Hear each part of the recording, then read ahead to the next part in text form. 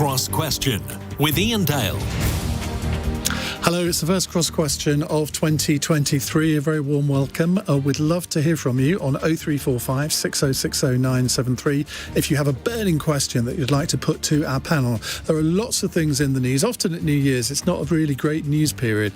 But I'm sad to say it is a great news period this week, but possibly for the wrong reasons. More developments, the war in Ukraine, the NHS, difficulties that we've been talking about over the last hour, the train strikes all this week, certainly leading to a huge number of more cars on the road, I'm afraid, including mine. Prince Harry has been giving an interview again. His book's coming out next week. You may want to ask about that, but feel free not to. COVID rules are being reintroduced in China. We could talk about childcare costs. That's been in the news.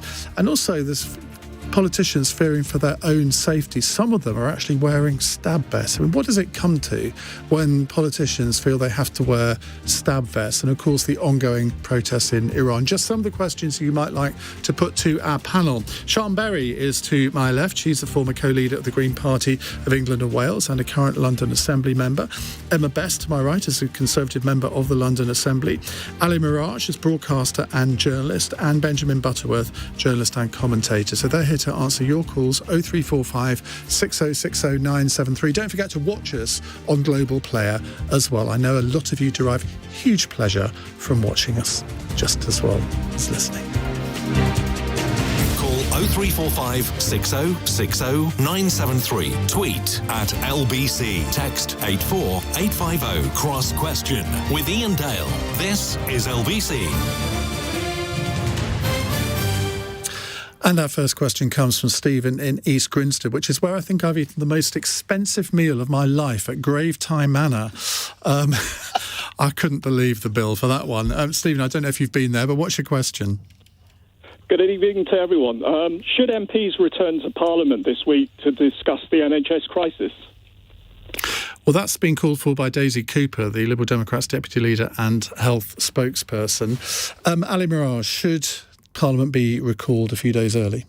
No, it shouldn't. But what does need to happen is that both sides in this dispute in the NHS on the nurses' strike need to come together and need to have a proper discussion. The government can't keep hiding behind the independent pay review body excuse it's been given. I do have some sympathy with it because it's basically saying that there is an established process, and if it's going to be entering into bilateral negotiations with everyone, then this opens the floodgates to multiple claims across the public sector. We see trained workers on strike as well. We're potentially going to have a strike from junior doctors. But so both sides need to come together. But that's not really the issue here, is it? The issue is sort of people not being able to get into A&E, the waiting times, the ambulances being stacked up outside hospitals. That's got nothing to do with the pay dispute. Yeah, but you see, the problem is, look, we've got to be realistic. We're coming through pandemic. So if you look at the waiting list for longer than a year before the pandemic, it was 1,300 people. Now it's 400,000, and the overall waiting list is 7.2 million. We are placing a massive burden on the NHS. We keep talking about funding for the NHS. The NHS is in crisis. My mother's been an NHS doctor for 40 years, now retired. The NHS was in crisis every year. It's in an even bigger crisis now, and you alluded to some of the issues that people are facing. But look, let's just be honest about this. When the government, when Rishi Sunak was Chancellor, he wanted to increase national insurance by 1.25% to address the fundamental problems in social care, because that is what is causing a lot of the bed blocking in hospitals and backing up ambulances outside. We were all crying blue murder. The Tory right were crying blue murder, and the Labour Party opposed it because no one wanted to do that in the middle of a cost of living crisis. We can't have it always. We're spending a lot on the NHS. It needs reform. Yes, it needs decent pay deals, but ultimately, I think we're imposing too many demands on the NHS, and we need to have an open conversation as a country, something that Sajid Javid asked for, former Health Secretary.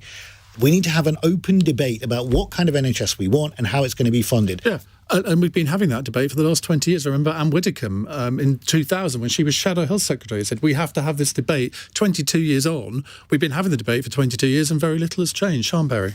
I mean, we are in a crisis. We expect to have winter crises, but this one is worse than ever. I think the new variant of coronavirus that's coming through, the bad flu epidemic. Is there a new one? The fact that we've got an NHS that's been squeezed and squeezed and squeezed for 12 years, combined with the squeeze on local authorities, which has led to the crisis in How has it social been care, squeezed? The budget's means gone up there from is an 100 enormous billion to crisis. 160 billion. How's that a squeeze? On what planet is that a squeeze? It has not kept up with demand, it has not kept up with inflation, and it has squeezed the workers in the NHS to the point where they're beyond breaking point. They've worked so hard, and yet they can't keep up with this. It's a genuine crisis, and the original question is, should we have Parliament discussing it? I'm surprised they haven't set up a COBRA meeting for this. We do need to be talking with the British Medical Association, who've asked repeatedly to speak with the Prime Minister and ministers about this.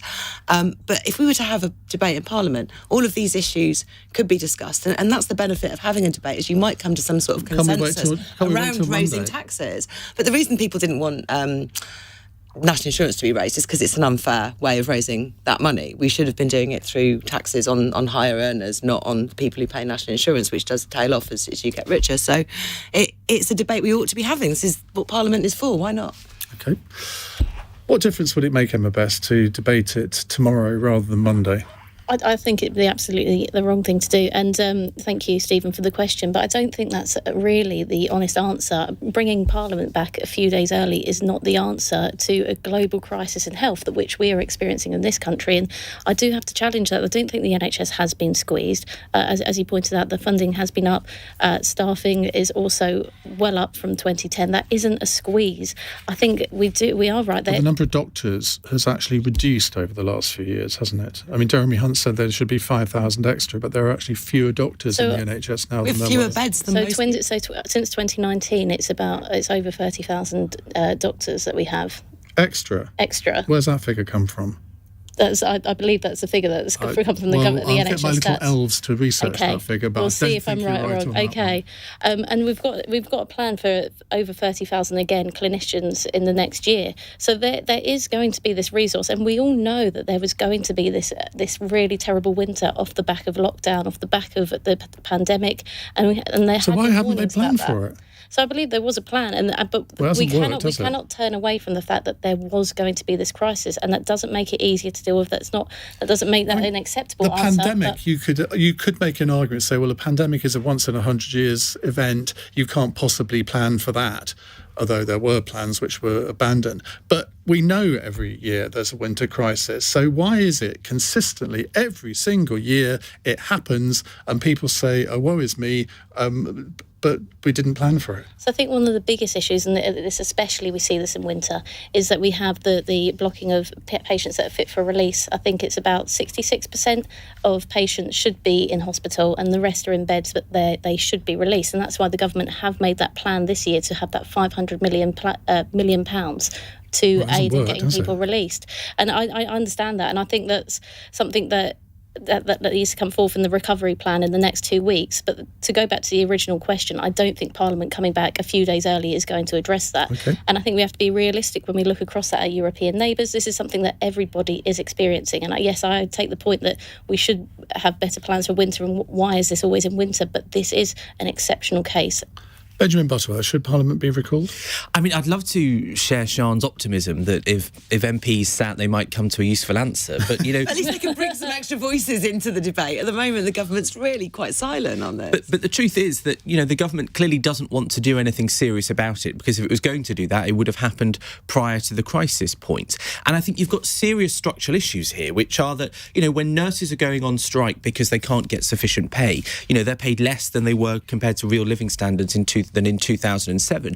And so you've got higher numbers of experienced nurses who are better at dealing with things leaving the NHS because they can make more money they could earn more money in some cases stacking shelves than they would by working in the NHS. When you've got... That's just facile. It's just simply not true. Well, it is, because... It's not. The average salary is £29,000. Is £29,000. Yeah. What do you think the average salary for a shelf stacker is? But you can about 13, so don't come that one. No, but you can get a medium-level job in plenty of places that would pay that sort of money in this day and age. And also GPs, you've got... 29,000 is actually above the national average wage. I think it's very narrowly above the national average wage. Narrowly, but it is what above. I'm talking about. There are plenty of... No, you're exaggerating to make a point. That's what you're doing. There are plenty of very ordinary jobs, good ordinary jobs that people find give a much better quality of life, and they don't have the stress of the NHS where they're disrespected. And then you've got, GPs, which are leaving in much larger numbers because of the way they're treated. And so when the government isn't willing to even sit down... What do you mean by that? Because GPs aren't badly paid?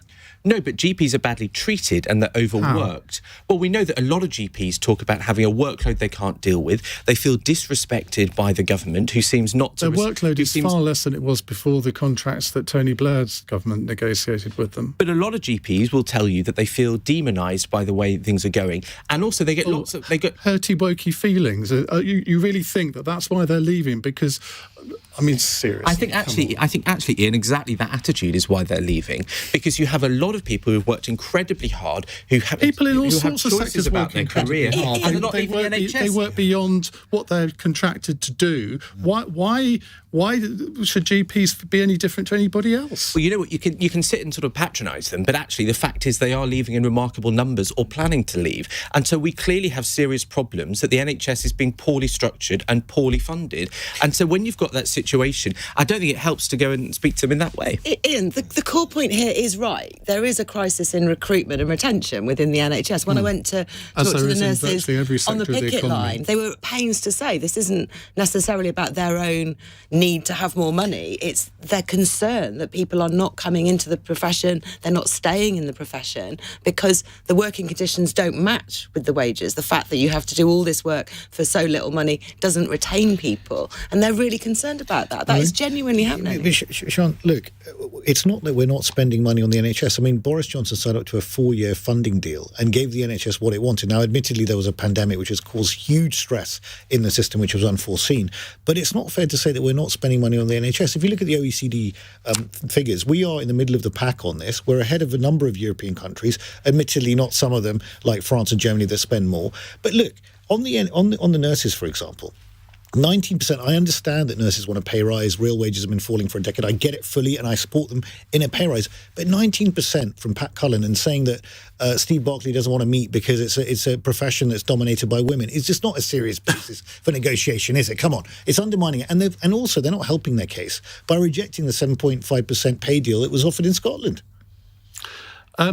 Just to clarify the point that you made, Emma, about the number of extra doctors and nurses, since 2010, I thought you were talking about since 2017. Well, since 2010, there are now more than 34,170 more doctors and 44,820 more nurses working in the NHS. Now, I'd love to have the definition of working in the NHS, because does that include agency nurses, for example? I've got no idea, but on the face of it, there are many more doctors and nurses. Those are from the government website, figures up to September 2022. Right, we'll move on in a moment. Thank you very much, Stephen, for your question. 0345 6060 973 if you'd like to put your question to our panel. It's coming up to 8:15. This is LBC.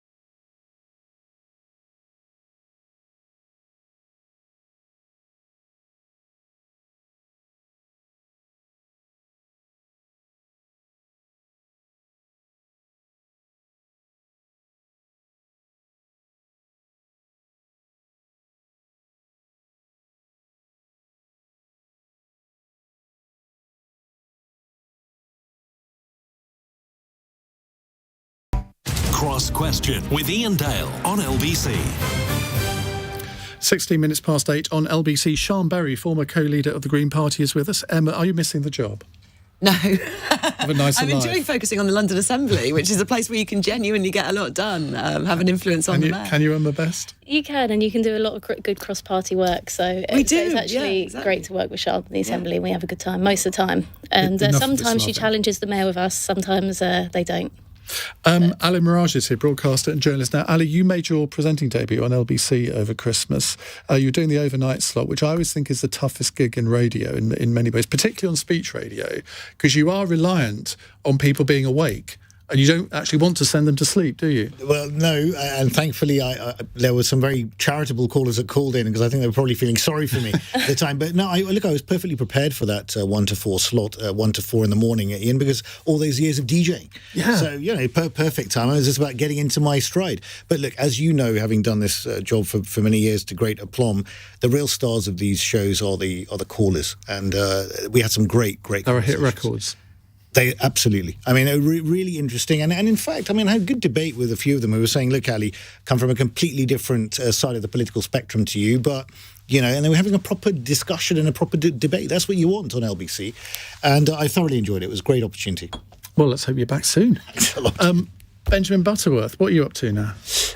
Well, I'm doing this, and I write for the iNewspaper sometimes, so a mix of those things. Nothing quite as exciting as overnights, Although I used to be a regular on Darren Adams' show, so I know how. Yeah, during the pandemic, actually, I would do a slot every week, and honestly, when you were so alone, I found it incredibly comforting to have a radio show to listen to, and also to be a regular talking on. It's actually incredibly useful.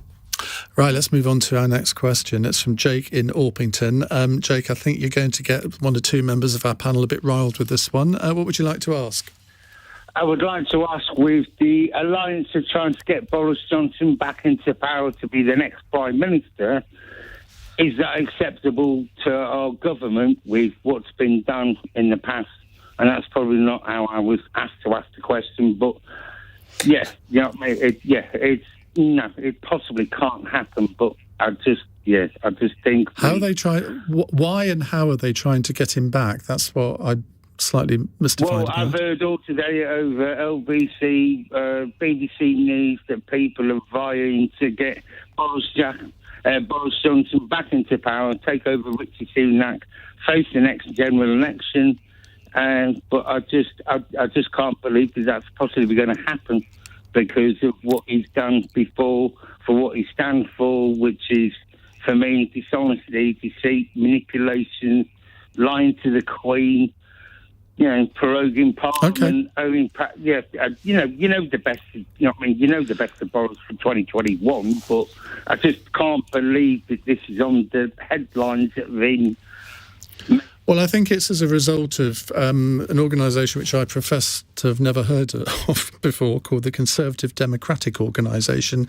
They're a pressure group within the Tory party. They want to overhaul the internal workings to give the membership greater control. Emma Best, do you hanker after Boris Johnson? I don't hanker after Boris Johnson, no. But I mean, look, I unless I've missed something in the news period, I don't think that's a serious plot for anyone to get Boris Johnson back into PM. I think there's some conversations about whether he has more of a leading role in the future government. But I'm not in a position as leader, and I don't think that's something that is a serious point. But I do think it's interesting, though, you asked about the hankering, and there are people hankering, and I find it really. And I've been across the. There may be one called Nadine, but I think they're actually not, and they come from a really wide base of people. And I always find it fascinating when I go out in the constituency and I talk to the people, the range of people that are enamoured with Boris Johnson still, and they still want him back. And these are people that have been lifelong Labour voters, lifelong Conservatives, and then you've got lifelong Conservatives that hate him.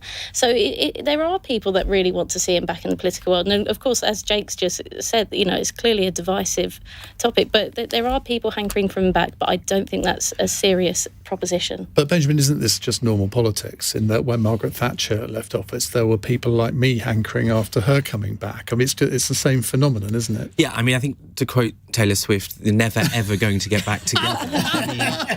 Well, that's the first on Cross Question. Honestly, do you know? I mean, I think I think the Conservative Party is looking far more like Labour under Jeremy Corbyn with the Momentum Group right now, because you've basically got an ideological niche that is sort of getting ever more extreme, that is active on social media and digging its heels in spite of reality, in spite of what the country needs. And I think if any lesson from last year we should learn, it's that we don't need to change Prime Minister constantly. I mean, it feels quite retro to be debating Boris Johnson again. But I think Tony Blair probably put it best in his usual witty way when he said at least the Labour Party had the decency to do its crazy phase in opposition. It feels like when you've still got such senior voices who've been in government very recently and that hold a lot of sway in the Conservative Party, still making arguments about bringing Boris Johnson back, when actually most people have far more important practical things to worry about. And all of the polling until Boris Johnson went showed that about 60% of the British public did not want him to be there, and that included a majority of Conservative voters right from the start of last year until he went. And so although there was a poll a couple of weeks ago that found him 1% ahead of Rishi Sunak as the most popular Prime Minister of the year, what a ridiculous concept in itself. I think that's as good as it's going to get for him. And I dare say when he's earned £1 million in a few months by giving about 3 speeches, I'm not even sure whether he would want to come back. Could I just quickly say there's no Momentum-style campaign for Boris Johnson, and to quote Taylor Swift, I think members have shaken it off in terms of Boris Johnson. Alan Miraj, your mission, should you wish to accept it, is to better a Taylor Swift and Tony Blair quote in one answer. I'm not sure I can do that, but I did find it very interesting that Boris Johnson is going to stand, or at least he's declared for now that he's going to stand again in Uxbridge, which is a highly marginal seat now. It's becoming more marginal. I grew up around there in Ruislip down the road, and the demographics of that seat are changing. The demographics are changing, and it's going to become increasingly challenging. Now, we all know that Boris Johnson's a big fan of Winston Churchill. He wants to have his second coming as leader. But look, Boris has got many virtues. Good governance, unfortunately, is not one of them. And the undoing of Boris, for me, were the 3 Ps, as I call them: Paterson, parties, and Pincher. None of those things were policy issues. They were all issues of judgment. And you cannot run a party, no matter how many of your members still love you, or even if the public still love you, if you can't send out your ministers to go and bat for you in TV and radio studios in the confidence that what they're being told is actually factually correct. It's a bit like what Geoffrey Howe said in his resignation speech when he dug the knife into Margaret Thatcher, saying it's a bit like sending your cricketers out to the crease only to find that their bats have been broken by the team captain before the first balls have been bowled. That's exactly how ministers were feeling when they were defending the fact that he didn't know about Pincher's misbehaviour before appointing him and other things. So I don't think he can come back. I don't think he should come back. I think he has got a role potentially to play in public life. I'm sure that he will continue to write books, give great speeches. He's got a witty turn of phrase. He's got a lot to offer. But I just don't think that the top job was for him. And we needed to end that pantomime. And thankfully, the pantomime season's now over. Sean? Oh, no, it isn't. I'm horrified by this whole idea. I mean, it cannot happen, can it? He was an appalling Prime Minister. We're still cleaning up some of the messes he left us. Wasn't as about mayor of London, though. London, no. I mean, I'm still fighting off the Silvertown Road tunnel, which he reignited. It's, we have a real problem if Boris Johnson decides he wants to come back. If we're going to decide on a new Prime Minister, it should be via a general election. And I'd like to see that happen as soon as possible, because the Conservatives are, the idea that they can just keep shuffling around at the top and bringing back people as incompetent and outrageous as Boris Johnson is ridiculous. Well, Sean in Concert has got a question here, which we're not going to come to you, Sean, I'm afraid, but I'm going to ask it anyway because it's allied to what Sean just said. Isn't it about time that a general election be declared for this year? That's not quite how the system works, but just very quickly, do any of you think there will be an election this year? No, but I was just going to say something very quickly, and not necessarily my personal opinion to defend Boris Johnson, but I would point out that there is a logic to it in that, Rishi Sunak has made so little impact, remarkably little impact, especially in the Red Wall. That Give him a chance. He's only been there 2 months. But you would think there'd be a bounce. If there's not a bounce before the recession properly hits, then it's only going to get worse. And I do know that Labour candidates in those marginal seats I speak to are very grateful that Boris Johnson is no longer the Tory leader. They do find that Rishi Sunak has no impact, whereas Boris Johnson at least had a constituency of people that might not vote Tory that would still. And so, I do think it's probably more in Labour's benefit than Rishi Sunak, although I think Rishi Sunak's trying to do the Gordon Brown strategy of just get through the worst of it and try and earn some respect at the end. Well, I suppose it's. Do you think he's going to conduct a sort of it'll be all right on the night strategy? I mean, if inflation, for example, comes down to 2 or 3% by 2024, if mortgage rates have come down, he can then look the electorate in the eye and say, well, OK, we got you into this mess, but we've got us out of it as well. Is that going to be enough? Well, he doesn't have very long. And I mean, he's still trying to repair the massive self-inflicted damage that the party chose Liz Truss and Kwasi Kwarteng, that utter disaster that we had to endure, the love affair that ended up in a complete nightmare over the summer. So he's got a really difficult job to do. I think he's a credible, competent, hardworking, decent, sensible person, but he's not a miracle worker. So at the moment, to me, it seems like he's trying to bring the ship into port before it sinks. But look, it's also up to the Labour. It's up to the Labour Party now. The net's wide open, but they do need to put the ball in the back of it. So the Tories are unpopular, but the Labour Party now needs to reveal what it is going to do in its programme for government. So look, I think Sunak has got a chance if inflation comes down, but inflation will only really come down, in my view, if the war is ended. And I can't see any end game to the war. We might come on to that later. I don't know. We are going to. Yeah, so not quite yet. It's difficult. It's a difficult one for him. Quick answers from you on this question from Pauline in Watford, please. Pauline, hi. Hello. Is the UK democracy under attack by the government loading the dice against Nick Lynch by refusing to negotiate? Sean? I think there's truth in that. There's been a number of settled disputes in the parts of the railway network that are not being controlled by the government, not letting the rail companies negotiate. So I think that, when they make that accusation as unions and they say the rail companies are not being allowed to negotiate sensibly with us about a reasonable deal, I think there is a point there. Things are being prolonged by the government's refusal to really talk. But the deal that Mick Lynch won't accept from the government or from the employers is the exact same deal that the TSSA have accepted. Well, that's their prerogative, isn't it? They're a membership organisation and they're allowed to go and decide what it is they will want to accept. Fine, but there's been a deal on the table. So how is the government loading the dice against the RMT? They're offering them a deal. Fine, the RMT say, well, we're not going to accept it, despite the fact that their colleagues in the TSSA have. Well, I think it's similar to what was going on with the TfL deal in London as well. The idea that we put in these various conditions that you have to go along with, as well as the basic agreement, and allowing the train companies to do away with some of those bits and pieces, like developing driverless trains and all of that kind of thing. And the issue that's been talked about a lot today is whether or not you should have driver-only trains. And I know lots of people are very, very opposed to that on safety grounds. Well, they might be opposed to it, but there are already driver-only trains and indeed driverless trains, all of which, as I understand it, work perfectly well. In particular circumstances. And I think the idea that you wouldn't trust the members of a union who are doing that work and are calling out something for not being safe and wanting to maintain the levels of service, this is how things should be done. And I think there is truth in the fact that the government is seeking to prolong an industrial dispute. Why would the government seek to prolong it? What's in their political interest to annoy people like me who have to drive into London to work, whereas I should be getting the train? Why is it politically to their advantage to do that? I don't know. That seems to be what they're doing, though. So you tell me. Why? Well, I can't tell you because I can't see any logical explanation. Why pick a fight with the unions when you're struggling and wanting to distract people? I don't know. Sean, look, can we please get a reality check here, right? We've got 2.4 trillion of public debt. We just spent 400 billion on the pandemic. Tax burden is highest in 40 What were the profits of the railway companies? Look, railway companies... During the pandemic, zero. But do you know how much the government spent during the pandemic on propping up the railways? £16.9 billion, right? To keep people in their jobs, right? So let's just put it in perspective here. The thing is, look, I understand that Mick Lynch wants a pay rise for his workers. Yes, real wages have been falling for the best part of a decade, but you've got to get real. They also want absolutely no reform. Productivity is a problem in this country writ large. It's also a problem in the railway networks as well. They need to be serious and they need to be sensible. They can't hold the country to ransom. And then look, there was a government minister quoted on the front page of, I think, the Times today saying that people will change their habits. Now, I think that might be going too far, that people will change and not use trains. But we do know that since the pandemic, usage is already down 20%. So this is going to make force people to not rely on trains anymore. They're already going to be paying 5.9% more for the privilege of not even having trains running in the first week of the new year. We're heading to recession. And people don't want to go on trains without guards.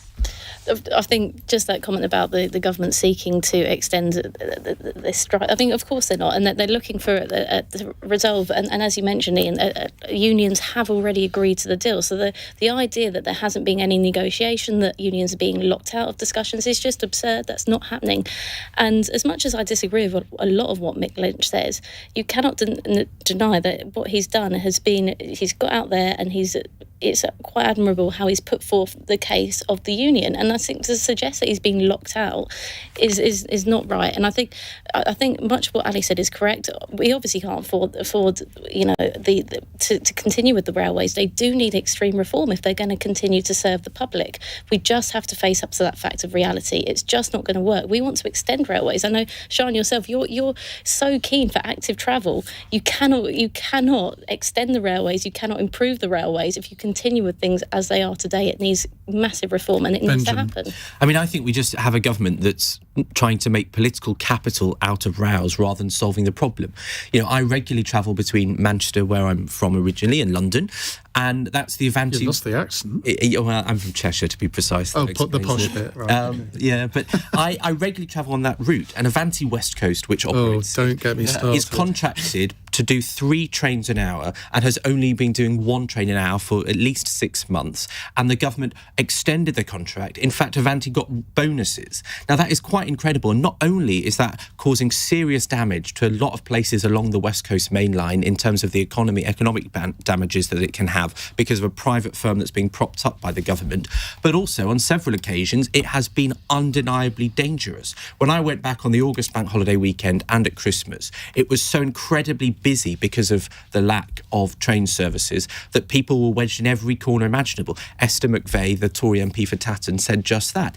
And yet the government keeps standing by them because they're against the unions. And can I just make a point about rail reform? Because it has been put off. We are expecting proper rail reform, considerations of different ways of doing things. I'd like to see, real renationalisation back on the table. But the Great British Railways project, the rail reform plans, are on hold. Meanwhile, they're picking a fight with the union, which they could settle, which they could get on with some proper reform. Peter Reid on Twitter, not the footballer, I don't think anyway, says, listen, you Tory shill Dale. This goes with the territory. It's not all about money. It's about job security and, more importantly, terms and conditions. Yeah, and the employers have guaranteed there'll be no compulsory redundancies. I don't know what more they want apart from that, because you're never going to get any guarantee that there can never be any redundancies. But in this case, they would be voluntary. Right, we're very late for the news. I'm a very naughty presenter. I'm just getting back into the swing of things after the new year. It's 8:34 news headlines with Charlotte Morgan. Downing Street insists the government has been upfront about the pressures on the NHS this winter. Senior doctors say the health service is facing unbearable strain. The head of the RMT union says he'll ballot members on rail strikes for as long as it takes to get a deal they're happy with. Today is the first of 5 consecutive walkouts over pay and conditions. And Pelé has been laid to rest after thousands of mourners lined the streets of Santos to say farewell to the Brazilian football legend. The 3-time World Cup winner was buried at the 10-storey Memorial Cemetery, which overlooks the home of his former club. LBC weather, showers continuing for most tonight, lows of 2. Drier tomorrow, some rain in the north and west with highs of 13. This is LBC.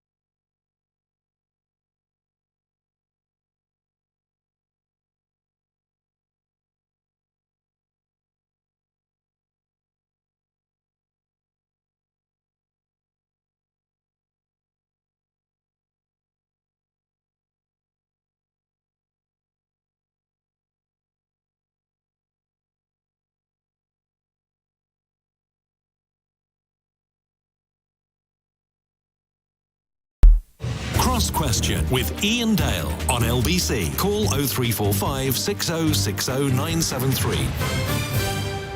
8:37 on LBC. We have Siân Berry, Emma Best, Ali Miraj and Benjamin Butterworth with us answering your questions. Here's a text question from John in Blackburn.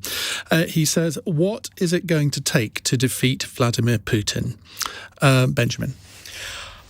Well, if I knew that, then it would all be a lot easier, wouldn't it? What I would say is that I think we're completely right to stay financially and politically on Ukraine's side without caveat.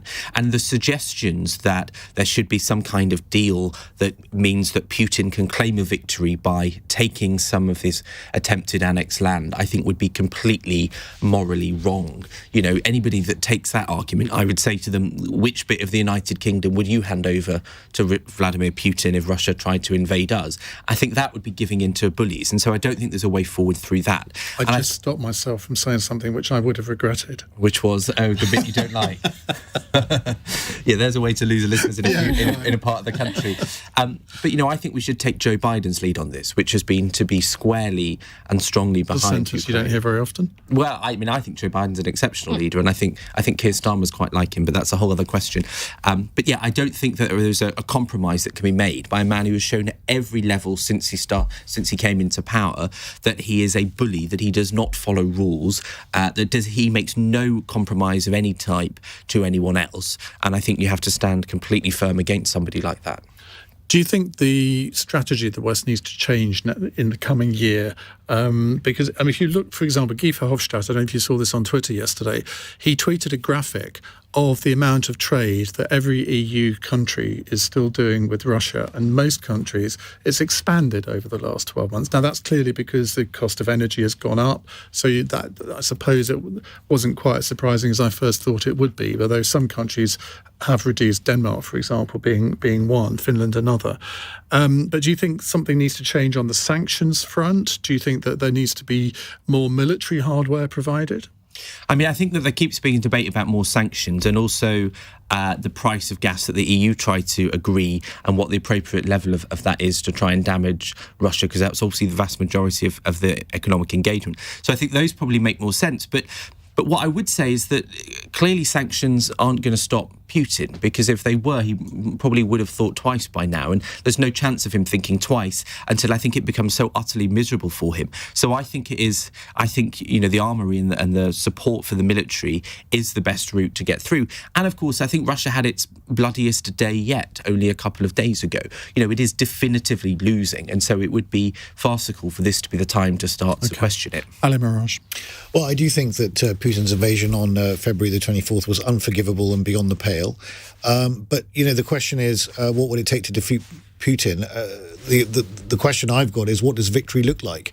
Does victory mean that we push Putin completely out of all Ukrainian territory, including Crimea, which was given up on in 2014? Or are we talking about just pushing him out of everything that happened before February 24th? Or are we talking about some sort of compromise? I would have thought, unless we want to go on for a completely bloody war, some sort of negotiated settlement will have to occur at some point. Now, the question is, where do you draw the line on this?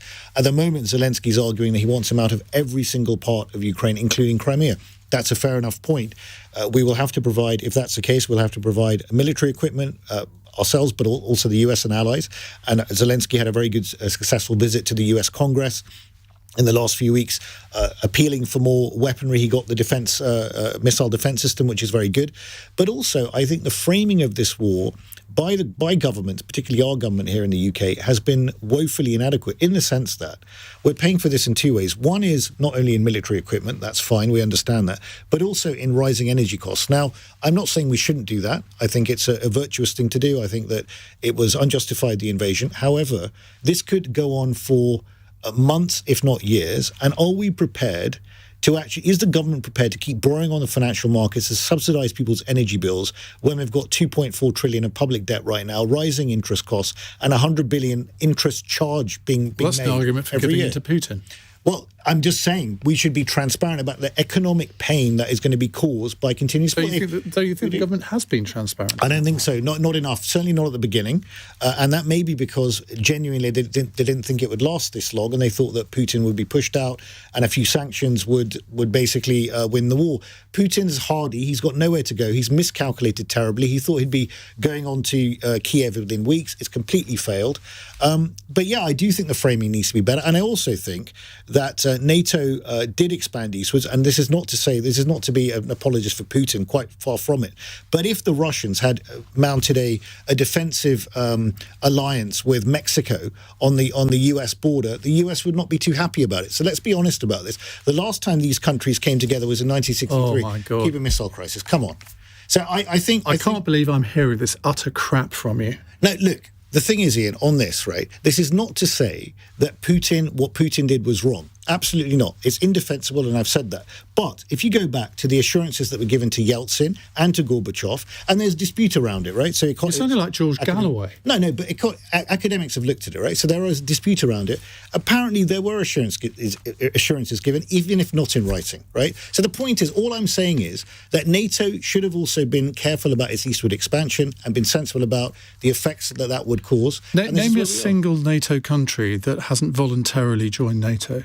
No, you're absolutely right. They have voluntarily joined NATO for their own security, and that's fine. And we can see why, can't we? Yeah, but you see, Ian, the worst of all worlds was to dangle the carrot of NATO membership in front of Ukraine since 2008 and not deliver. It's nothing to do with dangling it in front of Ukraine. Ukraine has wanted to join NATO. And we haven't allowed it. Well, maybe, but I mean... But why? Because we didn't want our soldiers to be dying. You're kind of arguing against yourself here, because the reason that presumably we didn't allow it was because we didn't want to antagonise Russia.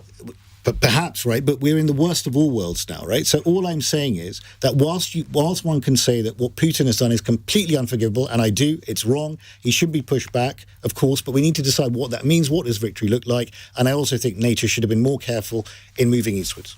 Sean?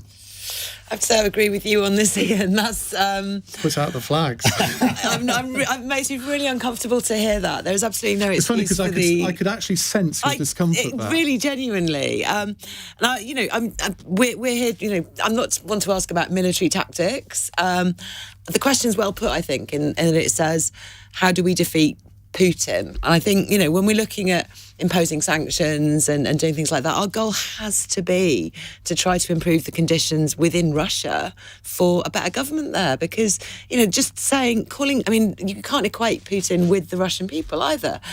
He's a dictator. Well, they do vote him in very large numbers, don't they? Look, I can't even imagine what it's like to be a Russian citizen at the moment. What you're hearing about the war must be utterly different to what we hear about the war here. The level of propaganda and state control in that country is horrendous, and we know that. We've known that for years. So I think the question, really has to be, to what extent can we destabilise Putin's regime and try and create some more democracy in Russia, so that we almost sound like George Bush wanting regime change. Well, the world's going mad. So that people from within the country can self-determine their own government. Who would you like to be, Emma? Not the kind of regime change that I was marching against. I'll stick with Taylor Swift, maybe. That'll be easier. I think, actually, to come back to the question, the way it's put, what is going to take to defeat Putin, and much along the lines of Sean, I don't think you can truly defeat Putin until there is a change of leadership in Russia, in however circumstance that may arise, because he will continue and continue and continue, and I think the pressing question in the short term now, and especially for 2023, is how best do we support Ukraine and Ukrainians. And I think that actually we have done a very good job of that, but that we will need to extend our schemes. We will need to continue to send support and armory, and we'll continue. It's the cooperation bit as well. The US is such a big part of this. Obviously, we need to work with the US and continue to that they make up such a large proportion of the help. We need that support and cooperation to assist. Someone called Triumph in America on Twitter says, "Wow, is that Neville Chamberlain on your panel?" I don't know who you're referring to there. We'll come to more questions in just a moment. 0345 6060 973. It's 8:47.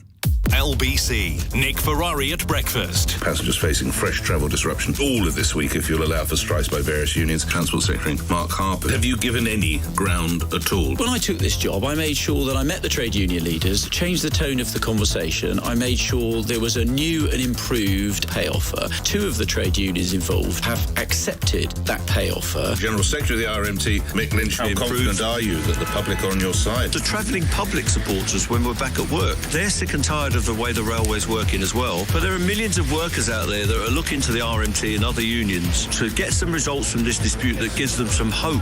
Nick Ferrari at breakfast. Back tomorrow morning from 7. Listen on your radio and on Global Player.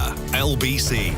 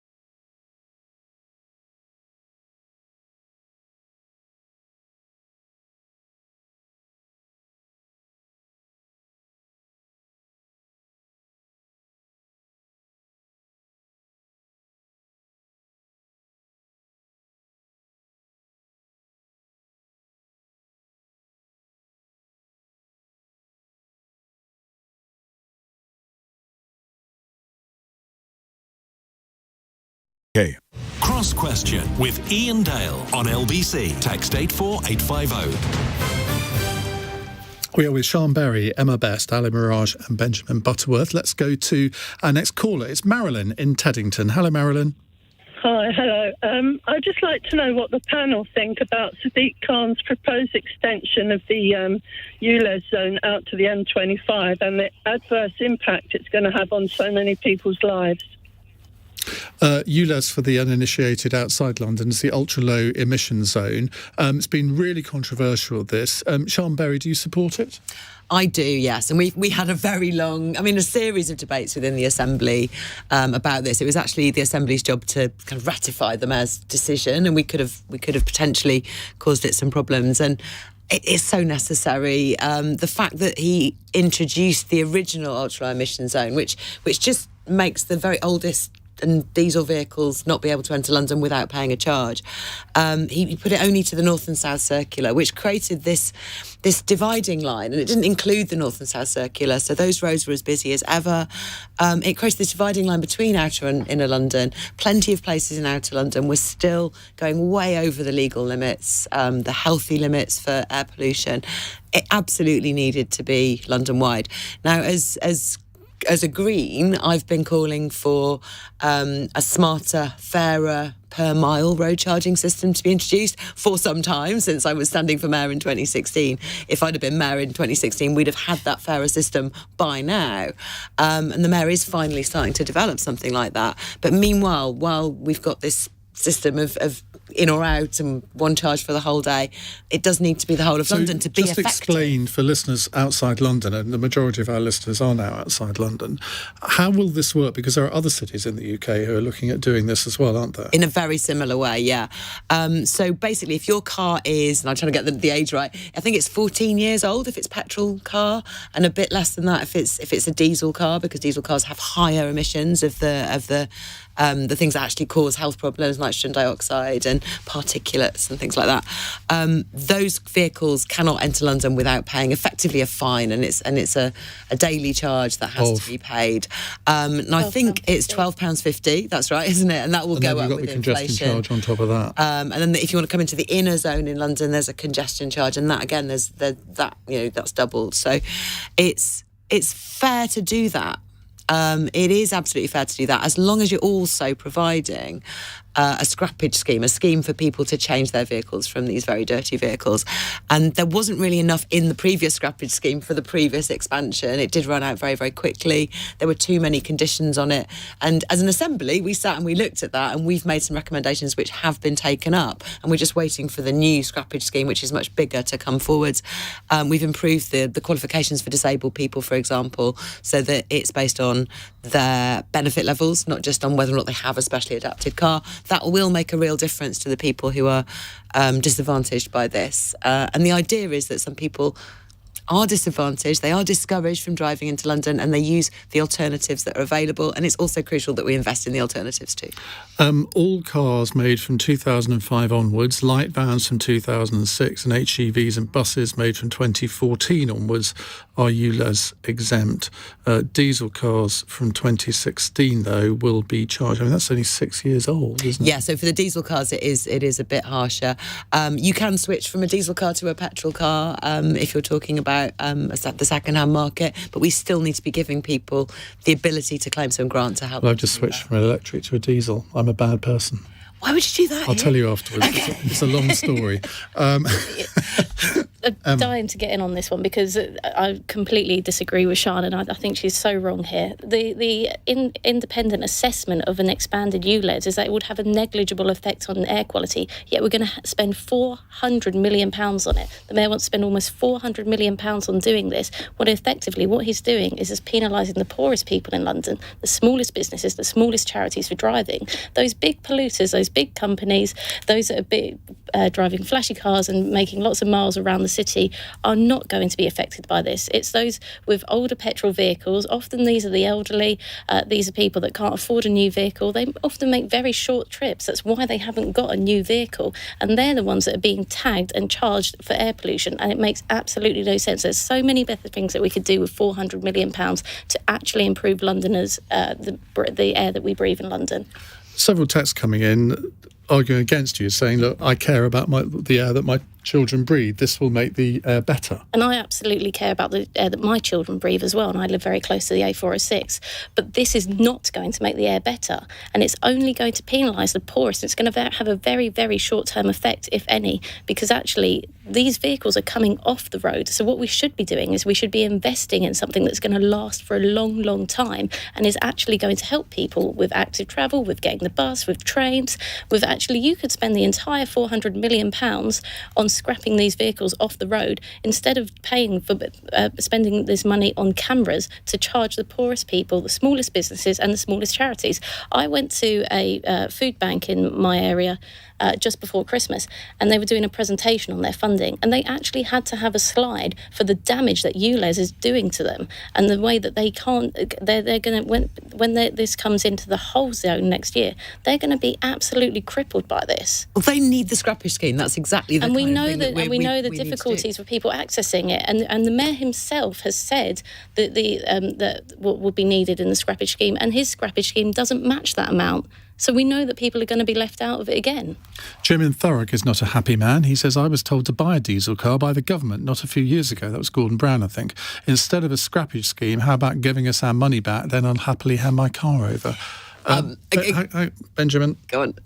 I mean, I think this is just, clearly there are some issues with it, like the ones that were just described. But I think this is just something we have to do, that some of the most polluting cars cannot be on our roads, particularly in cities. You know, when you've had a court find that a child died due to poor air quality, that illustrates just how serious this problem is.